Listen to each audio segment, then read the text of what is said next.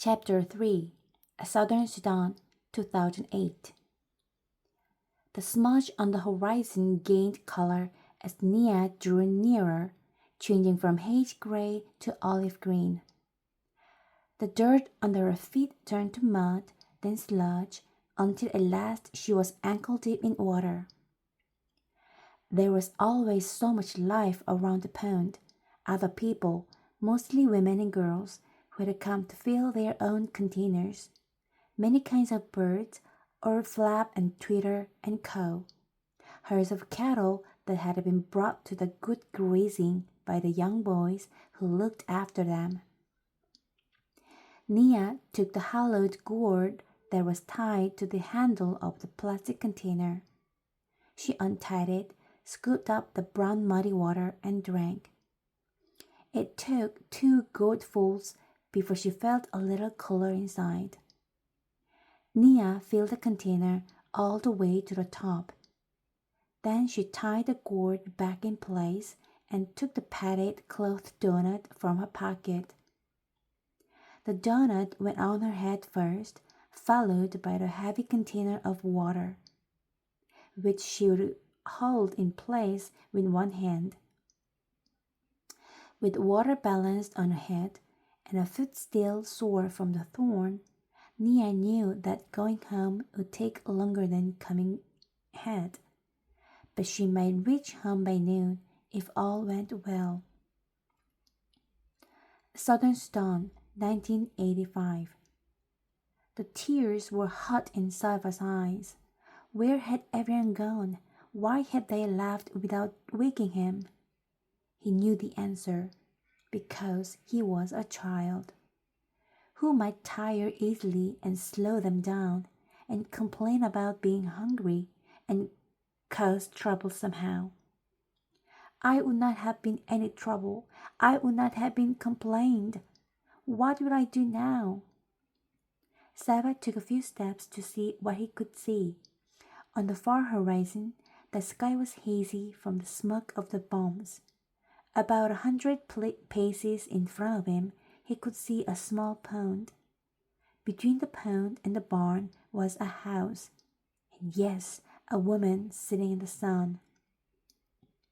Holding his breath, he crept closer until he could see her face clearly. The richer scar patterns on her forehead were familiar. They were Dinka patterns, which meant that she was from the same tribe as Sava. Sava let out his breath in relief. He was glad that she was not Nuer. The Nuer and the Dinka had a long history of trouble. No one, it seemed, was sure where Nuer land ended and Dinka land began. So each tribe tried to lay claim to the areas richest in water. Over the years, there had been many battles, large and small, between Dinka and Nuer. Many people on both sides had been killed. This was not the same as the war that is going on now, between the rebels and the government. The Dinka and the Nuer had been fighting each other for hundreds of years. The woman looked up and saw him.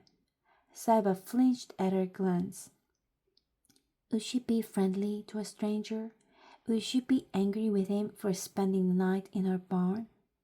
But at least he was not alone now, and that knowledge was stronger than the uncertainty about what the woman might do or say to him. He walked toward her. "Good morning, Auntie," he said, his voice trembling. She nodded at him. She was old, much older than Sava's mother. He kept quiet, waiting for her to speak. "You must be hungry," she said at last. She stood and went into the house. A few moments later, she came back out and gave him 2 handfuls of raw peanuts. Then she sat down again. "Thank you, Auntie."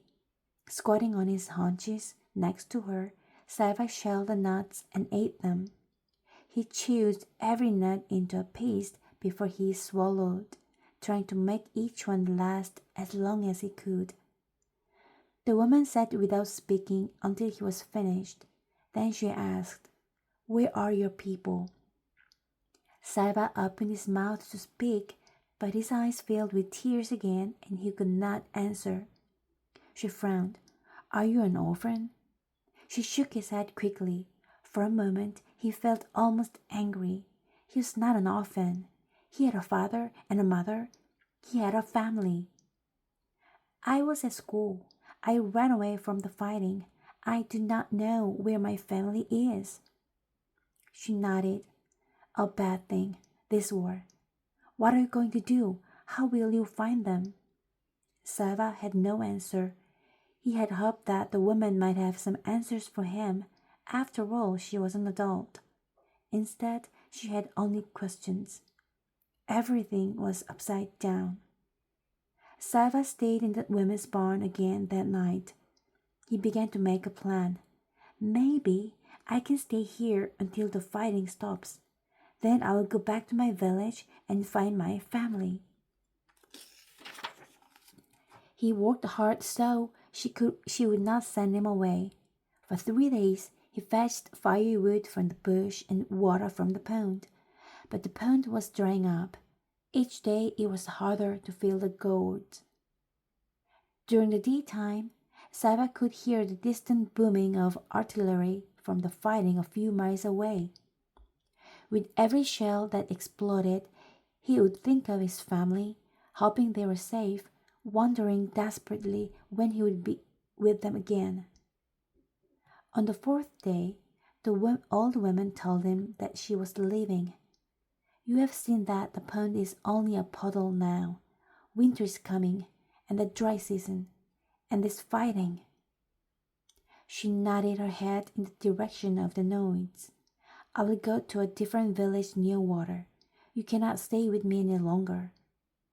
Saifa stared at her as panic rose inside him. Why can't I go with her? The woman spoke again before he could ask aloud. The soldiers will leave me alone, an old woman on her own. It would be more dangerous for me to travel with you. She shook her head in sympathy. I am sorry I cannot help you any more, she said. Wherever it is you walk, just be sure to walk away from the fighting. Saiva stumbled back to the barn. What would I do? Where would I go? The words repeated themselves 1,000 times in his head. It was so strange. He had known the old woman for only a few days, but now he could not imagine what he would do once she was gone. He sat inside the barn and stared out, looking at nothing. As the light grew dimmer, the noises of evening began. The buzz of insects, the rustling of dry leaves, and another sound. Voices? Saiva turned his head toward the sound. Yes, it was voices.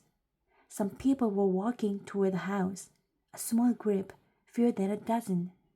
As they approached, Saiva took a sharp breath. In the fading light, he could see the faces of those nearest him. 2 of the men had patterns of V-shaped scars on their foreheads. Dinka patterns again, the kind that were given to the boys in Saiva's village as part of the ritual of becoming a man. These people were Dinka too. Could his family be among them?